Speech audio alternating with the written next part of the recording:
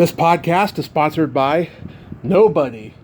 Hey dudes, welcome to Splat from the Past, the only 80s themed horror sci-fi show where things can get totally radical. Now today I will be welcoming Billy Rowe, the guitarist for the 80s, 90s hair metal band Jetboy, based from my neck of the woods, San Francisco. And we're going to talk about, the band's heyday in the late 80s, early 90s, and he's also in another band that's pretty successful called BuckCherry. He joined that band halfway through their success. And he also has a guitar company called Roll Relics, which I'd like to find more about. And it's going to be a great conversation. I love talking to the old, hair metal guys from back in the 80s. It was such an amazing, huge, successful, decadent time. I love talking about that era. And also, too, the strike is still going on. And hopefully it's going to be over pretty shortly because, actors got to act, AI is taken over and it must be stopped or at least regulated, and I miss talking to my union actors who have projects coming out. I mean, I love talking to the non-union / former actors the most because they have the best stories, but I love talking to my union actors too, all my regulars that come on, so come on, let's come to an agreement here. So yeah, here is my interview with Billy Rowe. Hey Billy, welcome to the show. How are you today? I'm good. How are you doing? I am fantastic. This is such a great honor. Thank you so much for taking the time today. You got it. So, going back in time, what age did you start gravitating toward music? Oh, it would have been, I guess, 74, 73, 74, something like that. Yeah. Just, your good old radio and TV variety shows, stuff like that. And, gateway into the mecca of music for me would have been Kiss in 1975. Okay, when Alive came out? Exactly. That is what I heard the very first time. Or them the first time. Yeah. Did you come from a family of musicians? No, I didn't. I came from a family of 0 musicians. So you were the first one. As far as I know. Unless there's somebody way back I have no clue about, which is possible. So was guitar your first instrument? Yep, first and only. Nice. Who were your guitar heroes growing up? Well, of course, Ace Frehley was, he was the guy that opened the door of, like, I want to do that, whatever it is. It looks cool. But, it goes onward of Malcolm Young, Malcolm and Angus Young, Keith Richards, Joe Perry, Brad Whitford. I was very into a band called Angels, so Punky Meadows was a big guitar hero of mine. And then later on, people like Johnny Thunders and Steve Jones from the Pistols and, Bob Andrews from Generation X. And I was later I was into Eddie Van Halen and Randy Rhoads and, Michael Schenker. Yeah. Throughout the 70s and early 80s was just really all that music, Scott Gorham, Brian Robertson from Thin Lizzy. I mean, it's endless, if you really get into it. Yeah, Schenker, oh my God, he's a badass, that guy. Mm-hmm. Absolutely. Were you a Pat Travers guy? Very much so. You could add him to the list, too. Or you could even say Pat Thrall. Yeah. Gary Moore? Gary Moore, yeah, definitely. Gary Moore would have been, Black Rose, Thin Lizzy era for me. Yeah. Man, I mean, Hendrix, he set the stage for all those guys. I mean, he spawned so many generations of great guitar players. Yep, he did. Mm-hmm. Well, do you remember the first album you ever bought with your own money? The first one I bought with my own money, I really probably couldn't pinpoint the exact one it was. Mm-hmm. But it was in the time of, like you know, Kiss, Rock and Roll Over, or Queen, News of the World, Mm-hmm. Aerosmith, you know, Toys in the Attic, Rocks, Live Bootleg, all that era, Cheap Trick, Heaven Tonight, Dream Police. Yeah. Can't forget Rick Nielsen. Yeah.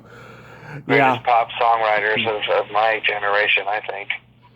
I saw Cheap Trick at the San Mateo County Fair in 2000. Yeah, around 2000. And Rick Nielsen took his guitar off and gave it to some guy in a wheelchair in the front row.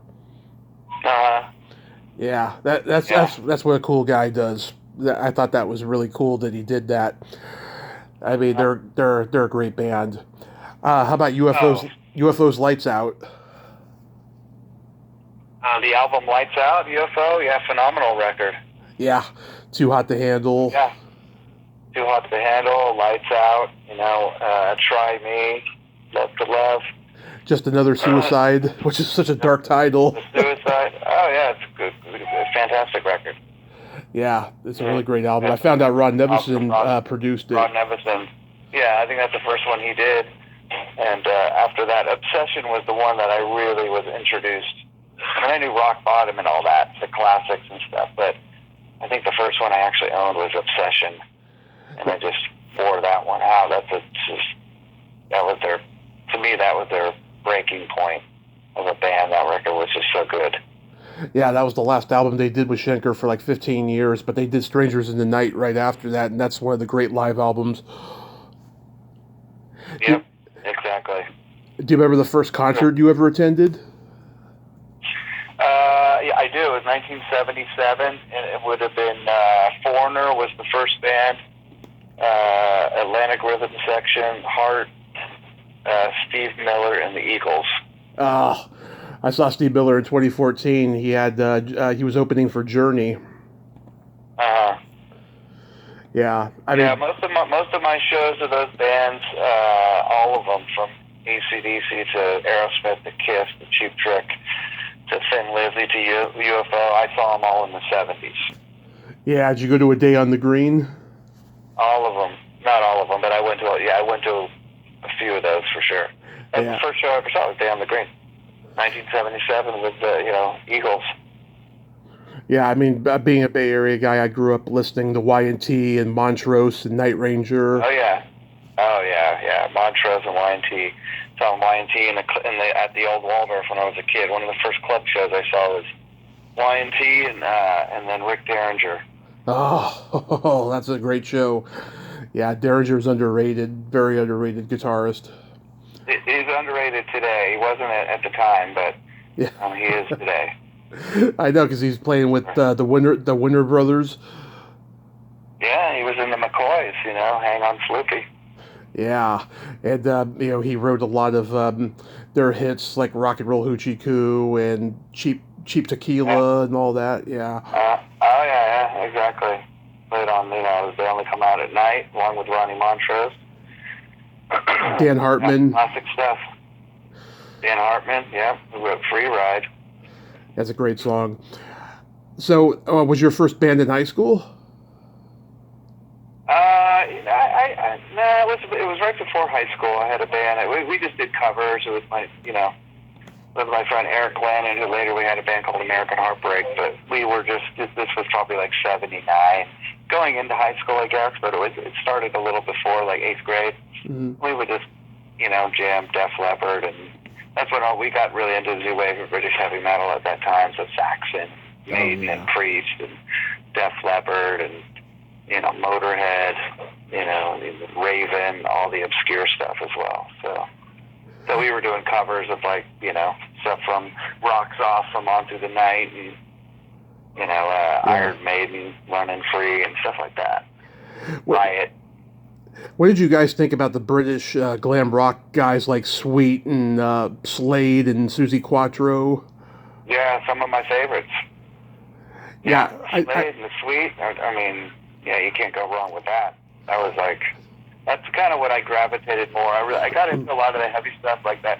I knew new wave British heavy metal is more like this, high energy rock really than I listen to it now. But I definitely lean more towards like the pop-driven songwriting. Yeah. And real melody-driven stuff, you know. Like Absolutely. a lot of that old metal stuff, as they called it, was pretty much, you know, was catchy, hooky stuff. Yeah, I just interviewed Susie Quattro a few months ago. Mm-hmm.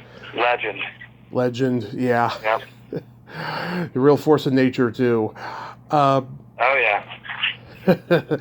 When did you meet Fernie Rod? We met at the Old Waldorf in San Francisco, and they had a thing called Metal Mondays. He was guitar checking for a band called Head On, local band that was a fantastic band. And we just met and we just started hanging out. And we had another friend of ours, Brian Crow, who I was actually jamming with at the time. And we just became fast friends. It just really clicked on music. You know, he was really into the stuff I was into. We were really into like the rock and roll driven hooky type stuff. And yeah, just one thing led to another. And we just decided to start a band, and I was still in high school. I guess I was a senior in high school. Yeah. So. Yeah, my dad he did some music in his earlier years and stuff, and he knew Fernie a little bit from around. He knew a lot of musicians. He had a band called TNA.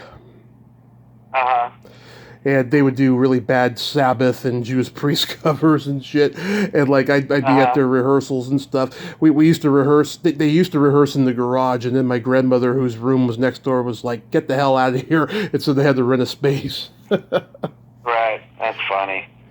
Yeah, it's pretty funny. That's cool. So you guys formed Jetboy, what, 1983? Yeah, technically we started in '83. I think that's when it was. We didn't have Mickey until I guess '84. But we had formed the band, and you know we'd gone through a couple bass players, and Ron was always the drummer. Him and I jammed together with this friend of ours, Brian Crow, which is the guy I mentioned when I met Fernie. Yeah. And we had this Steve Hott on bass, and we had some other guy, I can't remember his name now, that he was singing for a little bit, and that just wasn't what we wanted. And then we just kept looking, and then Steve Hott was out of the band, and we got Todd, and Todd knew Mick, and that was kind of the last piece of the puzzle in '84. We had maybe 10 songs. We gave a demo tape to Mick, and he basically just wrote, you know, lyrics and melodies to the songs we had. And within a few months of that, we started playing. And you know, for us back then, it instantly just clicked. Something was on our side, and the reaction of the crowd and the following we built up was really fast. Yeah, you guys were pretty aware of the metal scene that was going on in L.A. and stuff, so that's why you guys migrated over there? I guess not. That's not really why we migrated. When Fern and I started the band, we had a friend of ours who was a big fan of Wasp, and of course they were no record yet at the time, so we used to drive. We drove down with her like at least 2 times, maybe 3. And when Wasp was playing, we'd go for the weekend, and she'd spring for a hotel, and we would just go off and do our own thing. But the show was at the Troubadour, so we would go, and we wouldn't really care if we went in to see Wasp, even though I know we did. But we would hang outside, you know, and that was kind of the thing. And that's where Fern and I remember, I'm pretty sure I was the one who just met a dude standing out in front who looked the part of what we were all about, which was Hanoi Rocks and Girl and the Emergent New Church and that whole underground, whatever you want to call it, glam thing. And it was Izzy. And then, you know, Chris Webber and then Bill, who is Axel, you know. We all became fast friends, and we were piecing together our band. You know, they had Hollywood Rose going somewhat, but it was never really super functional, I don't think, you know. Yeah. I mean, I can imagine. We were looking for singers, you know, and so we go down there and hang out. And that's kind of, you know, we kind of drummed up a friendship with a lot of locals, people who were into what we were into at the time, which was underground glam movement. That was big over in England. So it was trickling into the U.S., you know, with a small fan base in America. And then when our band started, you know, we just, within a year, we started playing L.A. And just, you know, L.A. is just bigger and more over the top. So when we signed our deal with Elektra, it just made sense. Our manager was in L.A., the label was in L.A. Our manager said, I think you guys should relocate, and we did. So. Mm-hmm. By the time you guys got there, it was probably Warrant and Bullet Boys and London and Lizzie Borden and all them. There was no Warrant that I knew of. There was no Bullet Boys. There was, you know, London, because that was before us. But this is like 1985 by the time we started playing there. And by 86, we were doing shows with GNR because they had, you know, that band was a band by then. But, you know, Warrant was more like a valley band. They may have been around, but I was not aware of them, honestly, until probably 87, 88. Uh-huh. You know, so a lot of that stuff, we were more like the underground. We would play this club Scream, which is kind of more where bands like Warrant and the Bullet Boys would never play. They wouldn't be allowed to. They weren't cool enough and street enough, you know. So it was us and LA Guns, Faster Pussycat, Guns N' Roses, Poison. Yeah. You know, bands like the Hangmen, later on Junkyard, Motorcycle Boy. It was just more, you know, the gritty glam rock. Well, was Nitro around? What was that Nitro, you saying, that band? Yeah. I'm sure they were. Yeah, they were. But again, that just wasn't our thing. Okay. Yeah, that wasn't. All these bands that I mentioned had more punk rock roots. You know, at least somebody in the band, or everybody had kind of more of that punk thing, you know, injected into the rock and roll glam thing we were doing. So if you didn't have that, you were kind of like, it was different. It's hard to explain it unless you were there, but later on it all got meshed together with what they called hair metal. You know, you could put Warrant and Faster Pussycat and Bullet Boys all together, but back in those days, you know, the genesis of those bands, the infant times, that didn't work back then. I totally get it. You know, I mean, in L.A., you know, you had the punk scene and you had the Paisley underground scene, and they very rarely ever met or, like, hung out with each other, you know?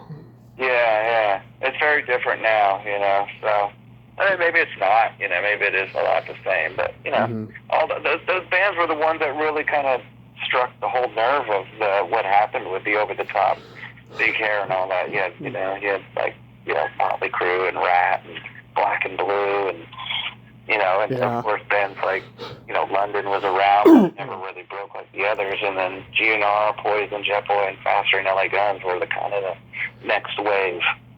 Remember Icon? I do, out of Arizona. Yeah. And Stevie from Stevie and BuckCherry, he was a big fan of that, and I remember he brought that up, and I totally knew who they were, and he was super surprised. A lot of people are surprised that anybody knows who that band is. Oh, yeah. I mean, I bring up Silent Rage, and a lot of people don't know who they are. I remember them, yeah. Yeah. I remember a lot of those bands, but I know that's all the days of you hang out in a record store and you look at everything that may be that style you were into, which is very image-driven. And even if you didn't buy it, you knew it. It was in the magazines. You thumbed through Kerrang or Rock Scene or Cream or Circus or whatever it is, you know, the Burn Japanese magazine, and you would see all these bands and just, you know, you just sit there all day just looking at magazines and looking through records and just, it was like studying. It was like almost like a library, you know? Exactly. That was the power of vinyl records. So in 1988, Feel the Shake comes out. I love that title song. It reminds me of Bon Scott era of AC/DC with that riff. Was that the inspiration? Was that the what? Was that the inspiration? Well, yeah, AC/DC. I mean, if I didn't mention them earlier as one of the big influences, they were massive. I probably missed them. It's hard to get everybody, but no, you mentioned at that point, we were very AC/DC driven and influenced, and at that point, especially musically, as Jetboy itself and how we were writing riffs. A lot of bands were, like Cinderella and all that, and Kicks. It was the one band everybody lifted ideas from and worshipped with AC/DC. So Feel the Shake was definitely inspired by not only the Bond era, but the Brian era. I mean, I'm a Bond era fan. I saw Bond 3 times, but I love the Brian era. So, definitely AC/DC was a huge inspiration for us. Were you guys influenced by the Cult? Because when I hear Make Some Noise, I hear a little bit of the Cult in it. I wouldn't really say we were influenced. I mean, I was a fan of the Love record. Mm-hmm. And I was into that band, and I think everybody was to a degree, but not maybe as much as that question being asked is like, were we? Not really. Make Some Noise kind of came up. I came up with the initial riff sitting in our kitchen in L.A., mm-hmm. and just put it down on a ghetto blaster, and Fern put another part to it, and it just kind of, it wasn't something we sat down and listened to something. I think, again, it was just, as much as that's not really a super AC/DC style song, it was the inspiration in a lot of ways of riffs and just simplicity of it, so more, it depends on what era of the Cult. If you go like the Electric album or Sonic Temple. The one, I was thinking of the one that has She Sells Sanctuary. That was it. Yeah, that was a Love record. So maybe I really did dig that record a lot. So maybe sometimes stuff comes out of you. You don't really know where it came from. It's just something you listen to. Yeah, musicians are sponges. They absorb all that stuff. Mm-hmm. Mm-hmm. I think Led Zeppelin. I think Led Zeppelin absorbed it a little too much. That's why they ended up in legal trouble. Yeah, probably. I don't know. It's hard to say. Sometimes you don't even know you're doing it. And the song is done, it's out. Sometimes it's even bands release stuff and they don't put A and B together until, not that it's too late, or until it's just recorded and done. And they're like, oh wow, that is kind of similar. You don't even know it. Right. So that's what's so hard about that kind of stuff. I mean, unless you get into like Huey Lewis and the News, I bought a new drug, and Ghostbusters. That was pretty apparent that that either one, I know Huey Lewis was first, but I don't know if he actually ripped the riff off. But it could be that whole thing that you hear something and you go in and write something, and then there you go. Yeah, it's a very interesting story. I don't know if we'll ever know the truth about it, but it's a pretty interesting thing. Yeah. It's just hard to say. That was also new at the time. It's still new of like songs that sound like something. It's still, a fresh thing to deal with, like how far you can go with it, Yeah. Jim Shade directed the music video for Feel the Shake. Where was that video filmed? That was filmed at a soundstage in Paramount Studios in Hollywood. Oh yeah.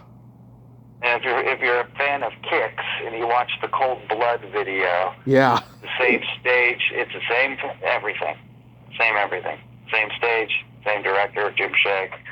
It was done, I think, a few days after the Kicks video was done. So I just interviewed Brian. Wow, I didn't even put that together. Yeah.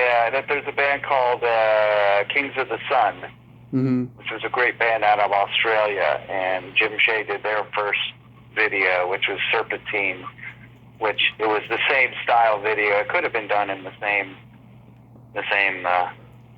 sound stage. But, interesting. Yeah. How trippy was it that when that album comes out, it ends up on the soundtrack to movies like The Burbs and She's Out of Control? What was the question? How trippy is that? Like, suddenly you guys have songs in movies. Oh, right. Well, yeah, that all kind of just, we were on Universal, MCA Universal, so there was a department at the label that would submit all their artists for movies that were Universal movies, and just so happens The Burbs and She's Out of Control were two of the movies that we were submitted to, and songs in them. So It was a trip, to go to a movie theater and see your name up and scrolling up in the big screen and hear the song in the background. It was awesome. Yeah, in those days when they wanted to put some heavy metal songs in movies, they would get bands who weren't well known because it was cheaper to get them, and some of them went on to become successful, like in the Charlie Sheen movie, The Boys Next Door. It's all Great White songs, and nobody knew who Great White was yet. Right, yeah, I didn't know that, but yeah, I'm assuming that was, that makes sense. In our case, it was Universal, so it was double dipping for them. If they got a song that did well in a movie that they were putting out, then, it's just more money for them, right? Yeah. So, who did you guys go on the road with? The first band we toured with was Kicks. Yep.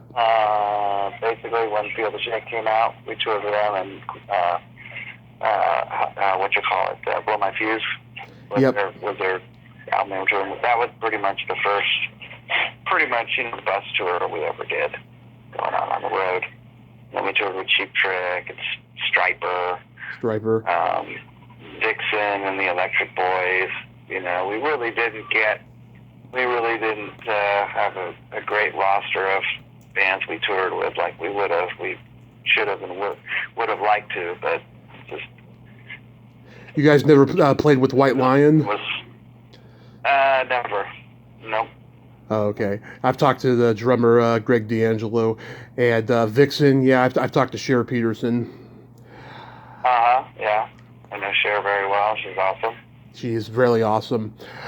Now, when Damnation came out, this is how I first became aware of you guys. My dad bought the album on cassette, and he used to play it over and over again. And I'm curious to know, did MCA put pressure on you guys to deliver a hit with the album? Yeah, I guess I did. I don't know how much of the pressure was, but every label at that point, the way the climate, it's still that way. It's never gone away. They always want their artists to have a hit.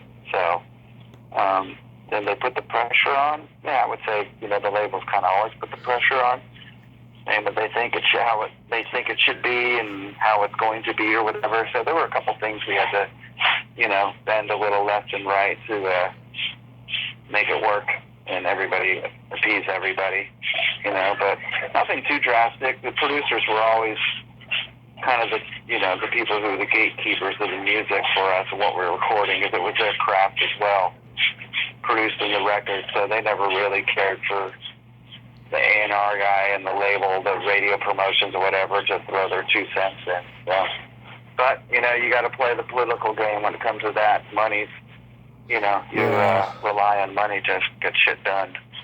Yeah, there was also, an oversaturated market of just all these hair bands, one after another, and some of them got to have pretty good careers for a couple of years, even after grunge took over. Guys like Firehouse and Trickster and Slaughter and Mr. Big and Extreme, they still had hits.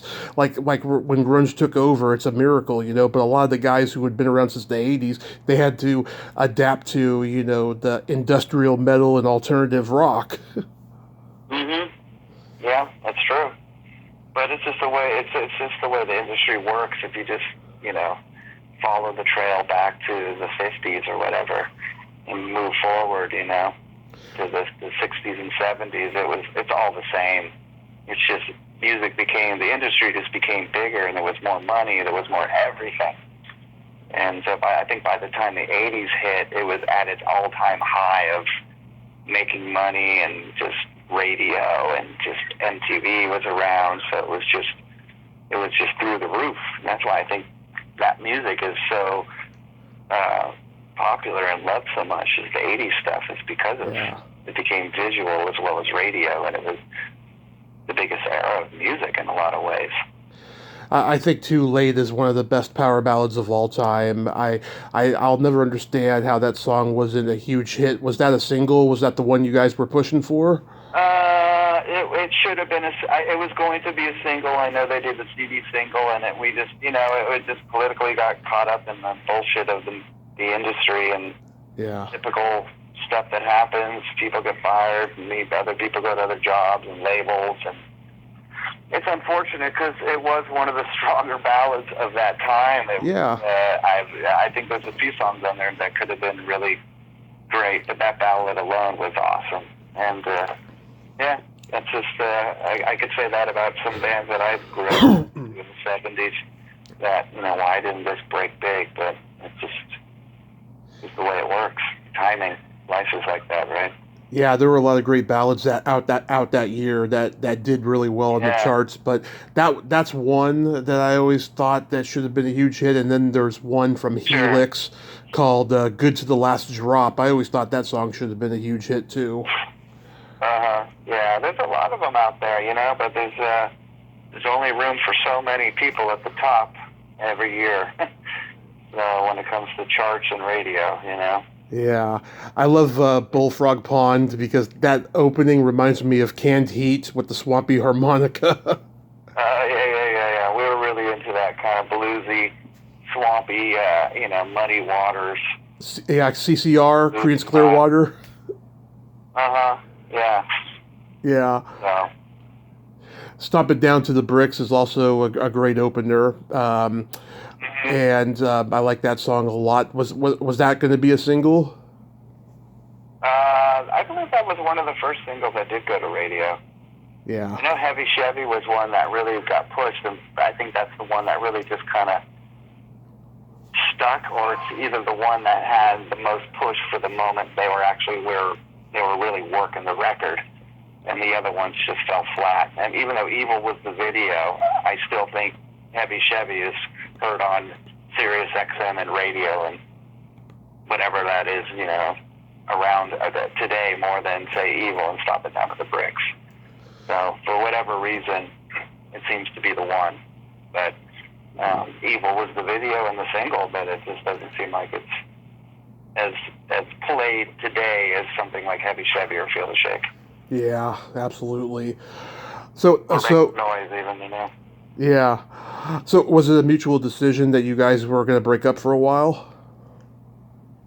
No, it was just kind of an organic thing that just kind of happened out of just frustration and, in ways growing apart, it was, early 20s when you sign, and then, your mid-20s, and just everybody just, things change, Yeah. So we never really officially said, let's break up. We just kind of... Let's take a break. We all kind of went home. We all went home because we had no money. We had to get jobs, and so everybody kind of went their own way to pull their lives together, Yeah, but you guys, get back together every now and then. That most recent album, Born to Fly, I thought was fantastic. I thought that Beating the Odds is a really good, a feel-good rock anthem. Yeah, for sure. That was a fun record to make, and nobody thought we'd ever do something like that again, but we did, and it was, everybody was happy with the results, and, we did it pretty much ourselves with it was on a label, Frontiers, but writing and producing, we just kind of, I didn't really have much of a budget, so we just did the best we could with what we had. Yeah, Frontiers has saved a lot of people, just like Sanctuary Records saved a lot of people. Yeah. And, exactly. CMC back in the 90s. Oh my God, all the 80s metal guys, they went to CMC when they kept recording. I haven't heard that in a long time. I remember that. Yeah, CMC International, man, they had a lot of interesting stuff on there. So was it tough for a while, after the first go around of Jetboy that led you to form Rock and Roll Relics? Yeah, I think it was, I don't know, it was just a lot of a reality check and just kind of facing something that, you see other people that were your peers, which were the closest ones for us with Guns N' Roses, so it was difficult to see us go in the complete opposite direction and then go in another, and some of the other bands, but really they were the one who just, to this day, like one of the biggest, but, you just do what you got to do, and that's what I did, it got me to where I'm at now. I feel I'm in the best place in my life ever now, so all that stuff is what guided me here, so it was, can't change it, right, so might as well embrace it. Absolutely. So yeah, in 2005 you launched Rock and Roll Relics. Where did the idea come from? That was just, I always describe it as like starting a band, but it was just my own thing, and I just was always into building and tinkering with guitars, I built the guitar in high school. I would do it just for fun, with just, because I enjoyed doing it, or just painting guitars through the years or whatever it was. Definitely well before the Jetboy days. But so, here comes the internet. Here comes just visuals of like people selling things at websites, and I saw a couple brands, a couple people building these kind of replica guitars, like Tellys mainly and Strats. And so I just started doing it for fun, and a big part of it was making them look old and aging, and it was like an artistic thing to it, and I was always into that.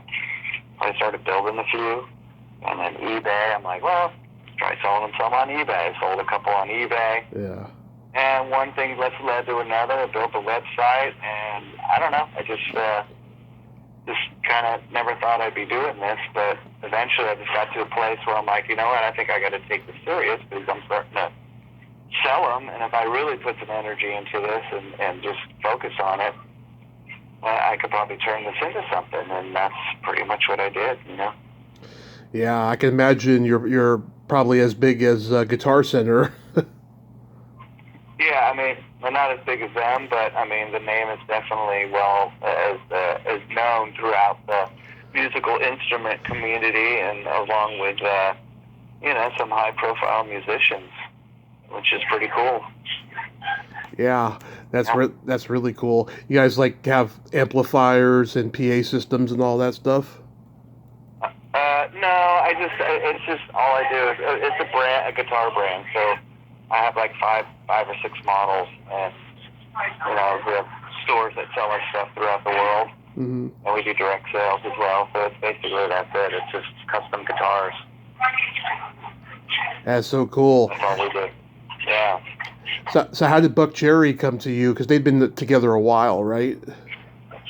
Yeah, they were together a while over COVID. The other guy who was in the band just basically, I think he just kind of, whatever, I call him kind of like the Chicken Littles, who just got really freaked out, didn't want to go anywhere and tour. Mm-hmm. And so I've known a few of them for a while, Stevie and Kelly. I knew their old bass player, Jimmy, for a long time, but Stevie and I got pretty close. And he just hit me up out of the blue. It's going on a little over 3 years now, or just about 3 years. Just asking, what do you think about, he knew what I've done guitars for him, and he knows what I'm doing. I'd moved to LA and the shop. He goes, I know you got all this in your business, but I think you're perfect for this gig. And I just kind of took it as like, you know what, I'm not going to say no. You really can't work that much right now because of all this restriction stuff that was going on throughout the world. So I just said, I'll give it a go. I'll give it a shot, and I'll figure it out as I move along, and that's what I've been doing. I'm still doing it, I'm like, yeah. I got, 4 employees back at the shop. I just took on another unit for shipping, and all it's done is grown and gotten bigger for me. So the bigger it gets, the less I can really be hands-on, because I'm kind of running it from a laptop and coming up with other ideas, and just overall working with a girl that I hired to oversee everything with me, how to grow the business bigger. So, I can only do so much in the shop. So it's really been a huge blessing how everything works, Yeah, so you guys been touring a lot? Yeah, this band tours a lot. That's an understatement.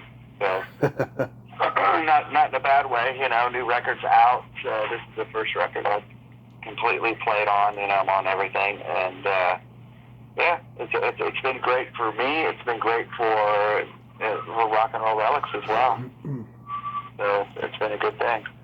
I'm ashamed to admit this, but I have never heard any of BuckCherry's music. Oh, really? Yeah.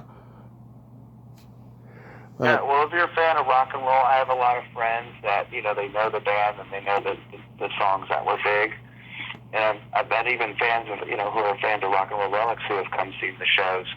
And then we did these Skid Row dates. We're doing some more coming up. I remember one in particular was this one guy from North Carolina. He's a big fan of Rock and Roll Relics, and he was a Skid Row fan. He loves all the 80s stuff. And he goes, I came to the show, and I started to put it together. He goes, I was never a BuckCherry fan, but I knew the Crazy Bitch song and Sorry. He goes, it's not that it's bad. I just was you know, whatever. Just, that's all I knew. And then I started seeing you play all these guitar rock and roll relics, and I'm like, what? Why is this guy, he's got one after the other? And then I finally put it together that you're the owner. And then after watching the show, I finally realized that, like, BuckCherry is everything I love. It's like great hooky rock and roll songs with great riffs. And it's just, some bands get pigeonholed with their big songs. And people can't get beyond listening to it. It's like Sweet Home Alabama or something, a Freebird. Yeah. You go deeper, there's better songs. And I have a few friends like that go, wow, I didn't realize on how BuckCherry is so much of what I love of 70s rock and 80s rock of, Kiss and Aerosmith and AC/DC and all that, and they have a plethora of songs. And so there's a lot of people that say exactly what you say, and then they go dig into the catalog, and they can't stop listening to it. They become a complete fan. Yeah. Because if you love all this stuff, like whatever, Jetboy and the whole 80s thing, and you love Kiss and Aerosmith, there's no way you're not going to love BuckCherry. It's all that. Kicks, all that stuff. It's straight up all of that. Well, I'm definitely going to check their stuff out. And real quick, I'd like to ask you, you got any upcoming gigs you want to promote? Well, we're doing 2 more shows starting tomorrow with LA Guns in I don't know, North Dakota we're at right now. I believe we're in Fargo. I would just say go to BuckCherry.com to look at all the upcoming shows. There's plenty of them. There is, starting August 31st, we're back with Skid Row all the way through the end of the year. Awesome. So if we roll into a date, somebody who's listening and is still a fan of rock and even 80s rock or whatever it is, then come out to the show. And is there any plans with Jetboy in the future? There's a couple shows with Jetboy coming up. One at the Whiskey in September, and awesome. One at this festival in, I want to say, Milwaukee. I'm not going to be doing them. There's a few shows that I told Mick, if you want to do these shows, I can't do them, but we could find somebody to sub in for me. I did a few shows at the beginning of the year with the band because I was available, but right now I have to commit to BuckCherry, which is fine. All these bands from our era are just flip-flopping members all over the place. Just to keep, it's all about the brand and the songs at the end of the day. So there's 2 Jetboy shows, which you can see on jetboyrocks.com. Excellent. Well, Billy, I thank you so much for coming on today, and I hope you have a great rest of your summer. Keep on rocking and be safe out there, man. Yeah, tell your dad what's up, and thanks for turning you on to Jetboy and all the classics back then. Good work. I sure will. He'll listen to this. He loves listening to my show. Oh, cool. All right. All right, Billy. Have a great night. All right. Thank you. Thank you. Bye-bye. All right. Bye. Well, there you have it. Billy Rowe. Ain't he a cool dude? Man, what a nice guy. We got to relate to our Bay Area roots and loving rock and roll. And I will check out BuckCherry. I have never listened to their music. I should have went and listened to it beforehand, but getting busy sometimes sucks. But hey, at least we had a great talk today. Well, until next time, this is Tommy Throwback Kovac saying, there's no shame in living in the past because the present sucks. Later, dudes.